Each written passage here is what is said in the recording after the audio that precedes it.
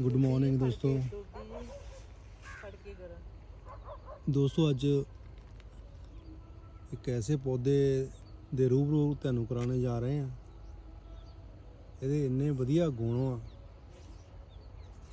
इहदा नाम है अतिबला पौधा हैगा। इनू अतिबला का पौधा कहते हैं। ये मैडिसन दे विच यूज़ होंदा है। आह फुੱਲ हले ਇਹਦੇ ਜਿਹੜੇ ਆ ਨਵੇਂ ਆ ਔਰ ਆਹ ਫੁੱਲ ਜਿਹੜੇ ਹੈਗੇ ਇਹਦੇ ਇਹ ਪੱਕ ਚੁੱਕਾ ਹੈ। ਇਹਦੇ ਅੰਦਰ ਬੀਜ ਪੈ ਚੁੱਕਾ।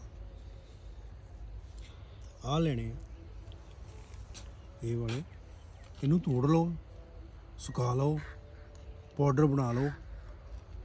ਪਾਊਡਰ ਬਣਾ ਕੇ ਪੀਸ ਲਓ ਚੰਗੀ ਤਰ੍ਹਾਂ।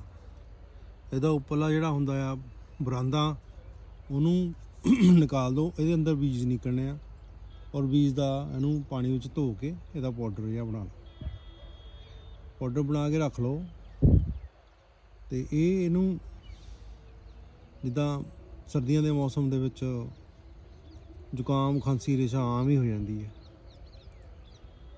मतलब कहता कि उत्थे इनू अद्धी चमची पाउडर की यूज़ करो। बुखार भी हो जाता, उत्थे भी लै सकते हैं। जोड़ों दी दर्दां एंटीबायोटिक का काम करता है। एंटीबायोटिक का काम करता है। थोड़ा कोसे पानी के विच इनू यूज़ कर लो।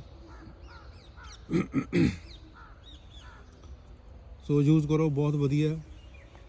इस पौधे की खूबसूरती देखो किन्नी है, किन्ना फुल फल लगा है। कुदरत ने सानू इन्नी वधिया वधिया चीज़ां दित्तियां।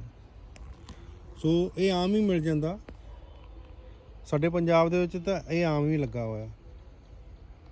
इनू वरतो यूज़ करो।